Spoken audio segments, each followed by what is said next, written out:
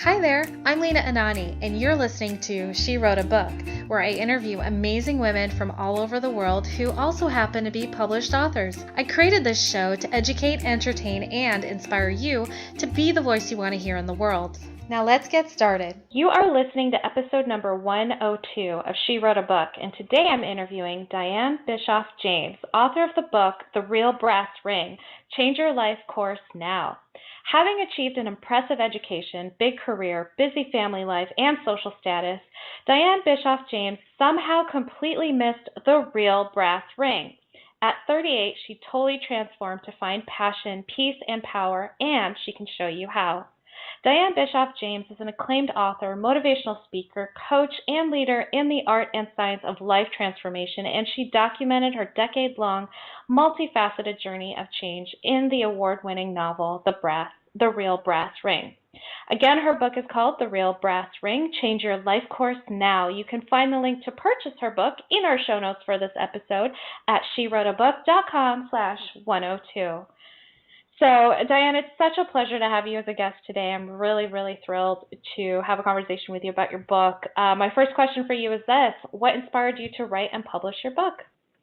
Well, that's a great question. So thank you for that, and thanks for having me on your show. The first thing that's kind of interesting for me is that I didn't want to write a book.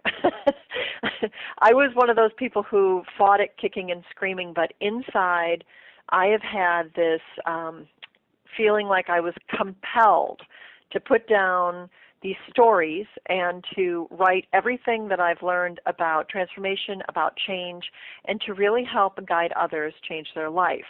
But this whole thing began for me at 38 with a relatively chance encounter. I went to go see Sonia Choquette, and she is a wonderful, internationally known psychic now, but when I saw her, which was about over 12 years ago, she was still emerging, and I went to see her, and she's the one who said, "You've got everything wrong. Your life is a complete and utter mistake or error so far. You're off course." And she said, "You need to become an actor, author, teacher, and healer," and in that order. And so the funny thing is I had not only the heads up, and I had her kind of smacking me around a little bit to say, "Look, you're really off course. You need to change everything." But at the same time, that met up with an inner desire, because I've always felt as if there was some way in which I could help people on a large scale. So really writing the book was her kind of waking me up, me also recognizing that this is kind of an innate pull, an innate desire to do it, and then also just trying to get the discipline together. It took 10 years actually for me to write the book, go through the journeys, and to write down all these crazy stories. So for me it was like a combination of everything you can think of that finally got that book out, and once it was birthed, it was a different story. I love it. I love that story. It rings home for me too, so that's pretty cool. So what exactly is the real brass ring? What does that mean? What does it do? Well, it's an interesting phrase. It's an old phrase, and it came from the carnival rides. They used to have this carnival ride where you go around, and if you grabbed, there were a bunch of rings, and different types, and there was steel and otherwise. But if you grabbed the brass one, you would win. It was kind of like you would win the big prize, the prize of the world. And really what it then became is this phrase of don't miss opportunities. And for me, what it really turned into is it's all about the world. The world is filled with endless opportunities. And once you really start living authentically, that's as your true self, you're pursuing your life's work, and then you meet that externally by grabbing at every possibility that comes along your way. That's how I have found joy. That's how I've been able to help other people find joy and experience pretty much their highest and greatest good. So it's kind of like opportunity meets preparation meets authenticity. And so that's what the real brass ring is. It's a new definition of not the carny ride anymore. It's a new definition of really meeting your purpose. I love that. And so why is it important to grab the real brass ring or meeting your purpose? Well, interestingly enough, there's a lot of studies out there, but one of them is actually called the World Happiness Report, something that I discovered. It's only been out for a few years now. It's presented actually by the United Nations. And what they've done is a study as to how happy people are according to their own self-reported experience of happiness in every country in the world. And guess where one of the lowest countries is? And that would be the United States. And we actually have, for as much technology, as much advancement, as much gross national product as we have produced over the past 50 years, we have probably the highest rated lack of happiness. So it's really interesting. As much as we have developed and grown and created everything that we could really ever want in this country, we're tremendously unsatisfied with our lives. And so the reason the brass ring is important is because it has to do with all those key pieces. Really understanding your true self, recognizing it, being able to express that, and then to meet that on the other side with your energy and your enthusiasm and going after things that make you feel fulfilled. And so the real brass ring, I think, now is becoming the new modern day, I'm going to say the hook. It's the one thing where it doesn't just start when you're 40 and you're having like a midlife crisis. I think it's coming up much, much earlier, because I have people come in my sessions now in workshops. I offer life reboot workshops. And I've had someone who is 15 years old sitting right next to somebody who is 72 years old, and they were both looking for the real brass ring. So, it's no longer age dependent. It really is about living your fullest and living your highest and greatest good. And I think it's becoming something that is becoming an important part of our lives rather than something that we put on the back burner. I agree. And I've noticed that millennials seem to be the ones who are driving this like belief that we need to live a life that we enjoy. Have you noticed that connection? Yeah, it's beautiful actually, because the 40-somethings and 50-somethings are the ones who are still under the old adages of, and we learned this, this is what we learned, speak when you're spoken to, do what you're told, follow the rules, go up that corporate ladder, make sure you get big jobs, big careers, and do everything that it was prescribed for us. And it was kind of do it or else.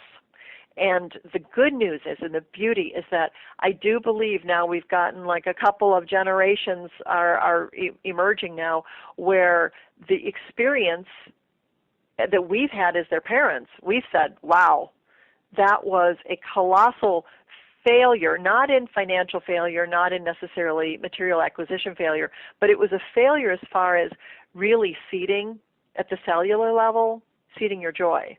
And so I think because so many of us have had this, where we have this horrible wake up and realize you're in midlife and you hate everything, we've actually said to our kids, look, you know what, that isn't working. That doesn't work at all. You can actually have your passion, you can have your joy, and you can have the reward from that, whether it be in financial success, love, acclaim, whatever it is that you want, but you really need to get down to the roots. And so the nice thing is that the millennials, I think, are the first generation to actually break through the old rules, and they're saying, no, you know what, I don't want to do that anymore. I don't want to live like that. I would rather have the smaller nut, let's say, of all the things that you want to have in your life. I'd rather have it small, happy, and fulfilling rather than big and overwhelming and be this burden and be a crisis to me. And so I love the fact, and I have two kids that are of the millennials, and they are really emerging to be, I think, different people. They're really seeking right now.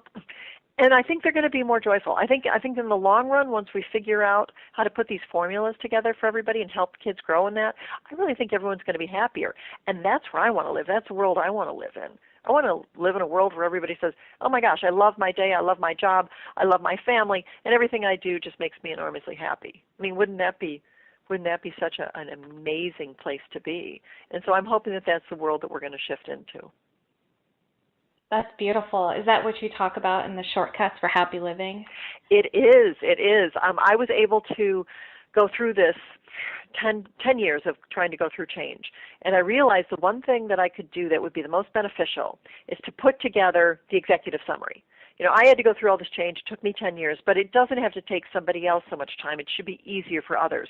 So I put together 14 shortcuts for happy living, and those shortcuts are the snippets. It's what you need to know.